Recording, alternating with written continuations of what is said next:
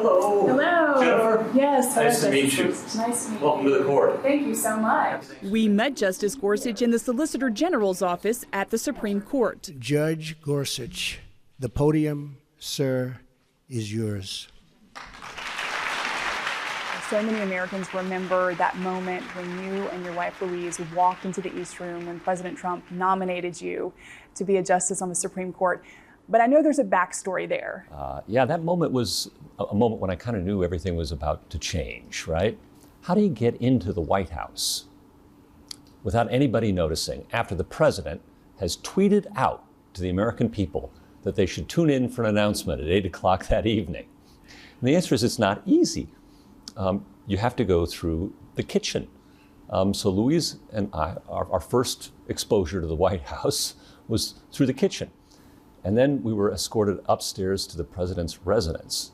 And he had very graciously allowed me to use the Lincoln bedroom as an office for the day. And so I wrote my remarks for the East Room that evening, seated at a desk where the Gettysburg Address, Lincoln's handwritten copy of the Gettysburg Address, was right next to me. We were asked not to make any phone calls. Don't tell anybody the news until after the announcement, except Louise was allowed one phone call. She could call her folks back in England. She's originally from there, because they figured, who cares? It's nobody over there is going to tell anybody anyway. So she calls up her father, and she says, "Dad, you're never going to guess. Neil is about to be nominated to the Supreme Court of the United States." And he replies, "Honey, it's the middle of the night here, but I have been following your American news. And they just filmed another fella. He's in his car, and he's at a gas station, and he's on his way to Washington. They filmed it about an hour ago. So I hate to break it to you, honey, but it isn't going to be Neil." Well, Louise said, "Now, Dad, I'm sitting right now in the Lincoln bedroom. I'm pretty sure it's going to be Neil." And he said, "Honey, but this is President Trump, and he loves a surprise. And the other guy could be down the hall by now." So in-laws, right? As a circuit judge, Gorsuch was celebrated for upholding the religious liberty of Hobby Lobby and the Little Sisters of the Poor against the Affordable Care Act, known as Obamacare. In this term of the court, he'll tackle cases dealing with abortion and determine whether the term sex applies to sexual orientation and gender identity. Take us inside the Supreme Court. What is life like for you here? It is a lovely place and a huge honor, and it is humbling to come to work here every day.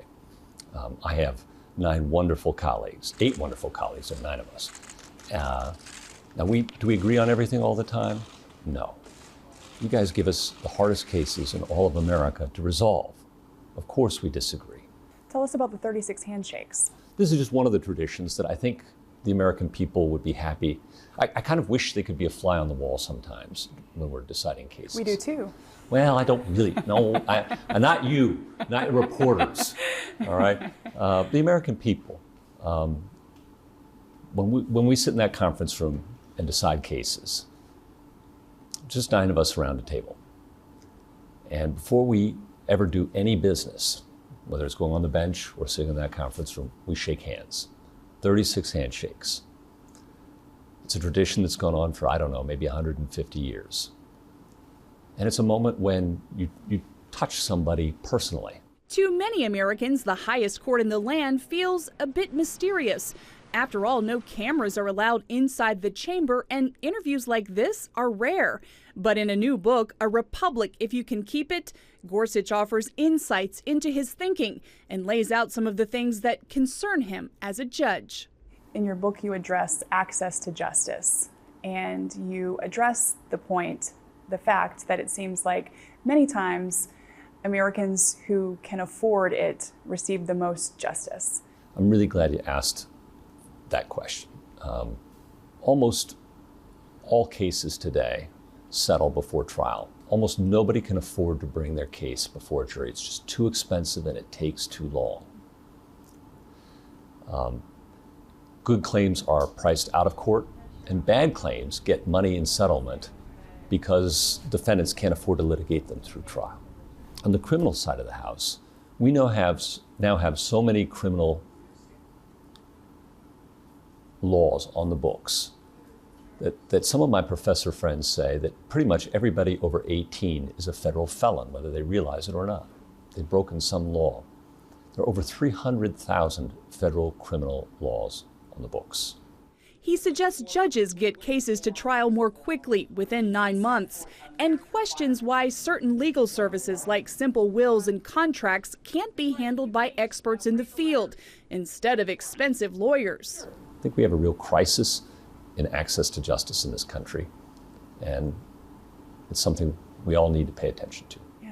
Some of the regulations that you spoke about, it's often Congress delegating that authority to federal agencies.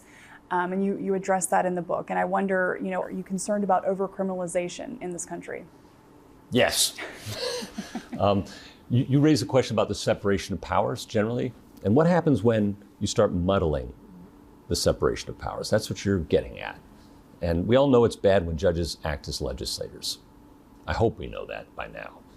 But what happens when the executive branch acts as the legislator? That's what you're talking about. Legislation is supposed to be hard and public, made by the people's representatives. What happens when you take it out of that process, the lawmaking process, and hand it over to the executive branch, the president? You have a king. You have a king making laws. And instead of it being public, it can be done in private. And instead of it being part of a process where there has to be give and take, compromise, and minorities are protected, only one person has to be happy with the result. You have led a storied career that has allowed you to be here as a justice on the Supreme Court. You are a husband, you are a father. Give us a sense of how your Christian faith sustains you. Well, this is a very personal subject to me. And I have to say that there are certain moments in life when you feel the power of prayer around you. And for me, one of those moments was during the confirmation process. And I can't tell you how many cards, letters, notes, people coming up to me in the streets, in coffee houses, on airplanes. And they might say, I voted for this president. I didn't vote for this president. But they'd always say, I'm praying for you. And I wish you well. And I love our country. And I love our Constitution. And God bless you. And those moments meant more to me than I'll ever be able to express in words. There were points during that process where I was feeling pretty sorry for myself, Jennifer. And I had lost my anonymity completely. You don't realize what a gift that is till you lose it. Sitting in a restaurant and somebody's videotaping you slurping your noodles from across the restaurant. You know you've hit a new low when.